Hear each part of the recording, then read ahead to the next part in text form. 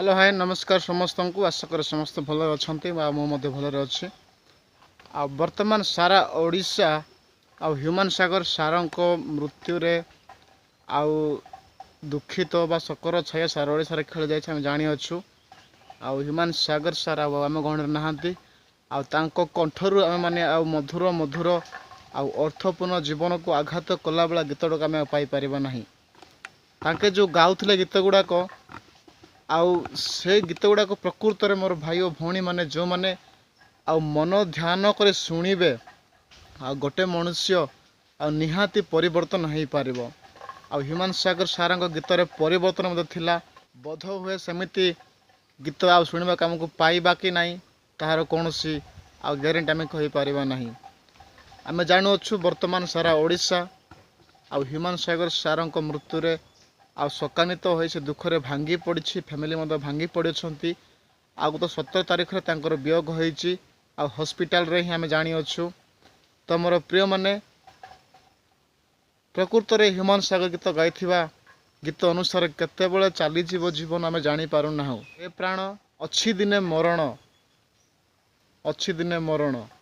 कहीं पागल परी तू बुलुचु ए जीवन जीशुंकर देला दान अटे बेकार तू नहीं हरा सते एमती बहुत अर्थपूर्ण गीत आम शुणी विभिन्न लेखक मान प्रोड्यूसर मान द्वारा गीत को प्रस्तुत कर कंठर आम शुणीलु प्रकृत में मोर प्रिय माने आते बेले जनकर आम मृत्यु देखुछु मृत्यु आसबार आम खबर जापारछु पड़ोशी मानकर कलाकार मानकर परिवार कहार मध्य प्रकृत में आम मानक किसी शिखा निमंते से आमको प्रोत्साहित करे आम जो बंची था आम मानकर क्यों भाया जीवन आमको अतिबाहित करार अच्छी हाँ कि नहीं समस्ते कहते ह्यूमन सागर सार बहुत मद पीऊले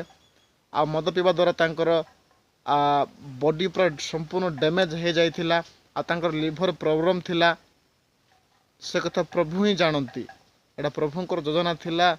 ना कौन थिला ता हमें कई कही पारबा ना वर्तमान आम जानिछु ह्यूमन सागर ख्रीष्ट परिवार तक आसी बाइबल रे लिखाई जो मैंने नंगल कंठी धरिकी पछक चाह देखती से मैंने स्वर्गराजर से अधिकारी हो पारे ना आम्भे मैंने जदि प्रभु पथरे चलीचु तब प्रभु को हाथ आम छाड़देवा आम जीवन में अच्छी दिने मरण निश्चय यह आमको जानवाई पड़ो आम जीवन थाउ थाउ आम जीवन प्रभु निमंते आग को बढ़ेबार अच्छी प्रभु व्यवहार करार अच्छी कारण जीशु निजे कहते मु ही पथ सत्य और जीवन मो दे न गले के पिता निकट को जापर ना आम स्वर्ग को जीवार अच्छी जीशु को निजर मन प्राण शक्ति समस्त चिंतार भार आम प्रभु को देकी विश्वास करार अच्छी मुझे यह कहवाई चाहे मरण समस्त अच्छे दिन मोपाई अच्छी आपण मान अच्छी मोर परिवार लोकों अच्छी मोर गाँ लोकों अच्छी सारा भारत वर्ष रे सारा पृथ्वी वर्ष रे समस्त मरण अच्छी किंतु आम जाणीनु कहार केबे मरण आसो तो आम कई कौन प्रकार ग्यारंटी आम कहीपर ना से निमंते जीवन थाउ आम जीवन को आम प्रस्तुत करार अच्छी परिष्कार करार अच्छी आम जदि बंचा जीशु निमंते बंचा मरवा जीशु निमंते मरवा आम जदि गीत गाईदेवा भल भल किंतु आम जदि कर्म करुवा विभिन्न प्रकार दुष्टामी ता प्रभु पक्ष संभव नुहे जमी आम कथा कहू आम सेमती आम काम करवा रे प्राण अच्छी दिने मरण आम निजक आम पचारवा आम मरण अच्छी आम मरण पूर्व आम जीवन केमिति अच्छी प्रभु आम प्रभु को साक्षात करिपरिबा कि नहीं ताको आम प्रश्न करार अच्छे निजको आम पृथ्वी रे बंचीचु केवल मौज मजलिस ना एंजॉय करने ना वाक्य कहे प्रथमे तांकर धार्मिकता अन्वेषण कर आम जदि आम जीवन प्रभु को रखा प्रभु आमको सहित रखिए से निमते जीवन थाउ था प्रभु को अनुसरण करवा आम केतबेले मरण हो पारे आमर कौन सी प्रकार ग्यारंटी ना कहीं कहीपरनि मोर एमती मरण हम सेमती मरण हम आते वर्ष बंची मुझे वर्ष ये सब करी से निमते बंची थाउ थाउ जगह आम परिवर्तन करूँ वर्तमान बहुत लोक आमको चिड़ौंट ଖ୍ରୀଷ୍ଟିଆନ ଲୋକମାନଙ୍କୁ। ଏବେ ଆଉ ସମସ୍ତେ କହିବେ ଆଉ ଯୀଶୁ ଯୀଶୁ ହେଉଥିଲେ ପରା, ଏବେ କାହିଁ ଯୀଶୁ ବଞ୍ଚିଲେନି ହ୍ୟୁମାନ ସାଗରକୁ। ଅନେକ କଥା ସେମାନେ ଚିଡ଼ଉଛନ୍ତି ଆମ ଖ୍ରୀଷ୍ଟିଆନ ଲୋକମାନଙ୍କ ଉପରେ, ଖ୍ରୀଷ୍ଟ ବିଶ୍ୱାସୀମାନଙ୍କ ଉପରେ। ସେମାନଙ୍କୁ ଆଉ ଚୁପ୍ କରିବା ପାଇଁ ହେଲେ ଆମମାନଙ୍କୁ ବାଇବଲ ପଢ଼ିବାକୁ ପଡ଼ିବ, ବାଇବଲକୁ ଅନୁସରଣ କରିବାକୁ ପଡ଼ିବ। ଯେମିତି ସ୍ୱୟଂ ଯୀଶୁ ଖ୍ରୀଷ୍ଟ ଆଉ ବାକ୍ୟ ମାଧ୍ୟମରେ ଆଉ ଶୟତାନକୁ ସେ ପରୀକ୍ଷାରୁ ହରେଇଥିଲେ, ସେମିତି ଆଜି ମଧ୍ୟ ଆଉ ଶୟତାନକୁ ଚୁପ୍ କରିବା ପାଇଁ ଆମମାନଙ୍କୁ ଆଉ ପରମେଶ୍ୱରଙ୍କର ବାକ୍ୟର ଆବଶ୍ୟକତା ରହିଅଛି। ପରମେଶ୍ୱରଙ୍କର ପବିତ୍ର ବାକ୍ୟ ବାଇବଲର ଆଉ ଆମକୁ ଅନୁସରଣ କରି ତାକୁ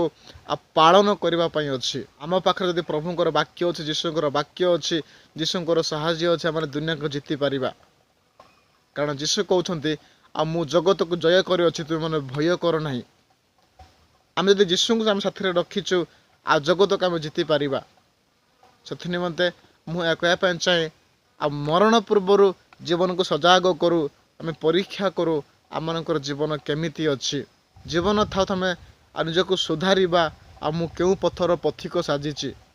ପ୍ରଭୁଙ୍କ ପଥ ନା ଶୈତାନର ପଥ। ଆମକୁ ପ୍ରଭୁଙ୍କ ପଥକୁ ଅନୁସରଣ କରି ଆଉ ନିଜକୁ ପରିବର୍ତ୍ତନ କରି ଆଉ ପ୍ରଭୁଙ୍କୁ ଆମେ ଆଉ ପାପ କ୍ଷମାର ପ୍ରାର୍ଥନା କରିବା। ପ୍ରଭୁ ଆମକୁ ସୁଯୋଗ ଦିଅନ୍ତି ଅନୁତାପ କରି ମୋର ପୁତ୍ର ମୋର କନ୍ୟା ମୋ ପାଖକୁ ଫେରି ଆସନ୍ତୁ, କିନ୍ତୁ ଆମେ ଆଉ ସୁଯୋଗକୁ ଆମେ ହାତ ଛଡ଼ା କରିଦେଉଛୁ, ଜାଣିପାରୁନାହୁଁ, ଯଦ୍ୱାରା ଆମେମାନେ ବିନାଶ ପଥକୁ ଯାଉଛୁ। କେବଳ ଆମେ ତ ଯାଉଛୁ, ପୁଣି ଅନ୍ୟମାନଙ୍କୁ ନେଇକି ଯାଉଛୁ। ବାକ୍ୟରେ କୁହାଯାଏ ଆଉ ଯେଉଁ ମନୁଷ୍ୟ ଆଉ ମନ ପରିବର୍ତ୍ତନ କରି ପ୍ରଭୁଙ୍କ ପାଖକୁ ଫେରିବ ତାହା ନିମନ୍ତେ ସ୍ୱର୍ଗରେ ଆନନ୍ଦ ହେବ। ଯଦି ଆମେମାନେ ମନ ପରିବର୍ତ୍ତନ କରିବା, ପ୍ରଭୁଙ୍କ ପାଖକୁ ଫେରିବା, ତାହେଲେ ପ୍ରଭୁଙ୍କ ଦୂତମାନେ ଆମ ନିମନ୍ତେ ଆନନ୍ଦ କରିବେ ଆଉ ପ୍ରଭୁ ମଧ୍ୟ ଆନନ୍ଦ କରିବେ।